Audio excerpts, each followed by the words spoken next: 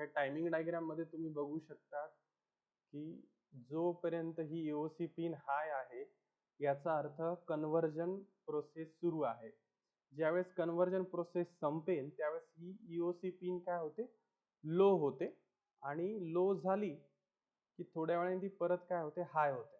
पण जोपर्यंत ही EOC ची पिन हाय आहे याचा अर्थ कन्व्हर्जन संपलेला नाहीये. त्यामुळे आपण मॉनिटरिंग मध्ये काय चेक करतोय, JB EOC मीन्स जोपर्यंत EOC पिन वरती बीट आहे तोपर्यंत jump here and here means we are waiting here. आणि ज्या वेळेस ही पिन लो होईल, now we are going to the next line, jump not bit. आता एकदा जर ही पिन लो झाली म्हणजे सी हिअर, समजा ही पिन लो झाली म्हणजे आपण ह्या पोझिशन वरती आहे, डायग्राम मध्ये बघा तुम्ही. तर जोपर्यंत परत ही पिन हाय होत नाही तोपर्यंत आपल्याला तिथे थांबायचं आहे. कारण की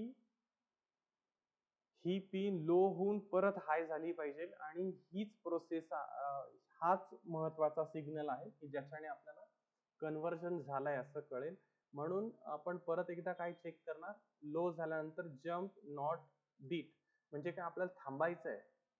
जोपर्यंत नॉट बीट आहे ना, म्हणजे जोपर्यंत ही पिन लो आहे तोपर्यंत पण आपल्याला लगेच आपला डिजिटल सिग्नल रीड करायचा नाहीये. त्यामुळे नॉट बीट आहे म्हणजे जोपर्यंत 0 आहे तोपर्यंत आपल्याला वेट करायचं आहे. म्हणून पुढची इन्स्ट्रक्शन काय, jump not bit on EOC here to here.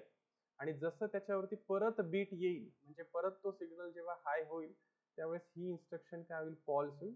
आणि त्याच्यानंतर मग आपल्याला ओई पिन काय करायची आहे, त्याच्यानंतर आपल्याला ओई पिन सेट करायची आहे, कॉल डिले करायचा आहे. आणि मग आपण ज्या पोर्टला डिजिटल पिन्स कनेक्ट केला आहे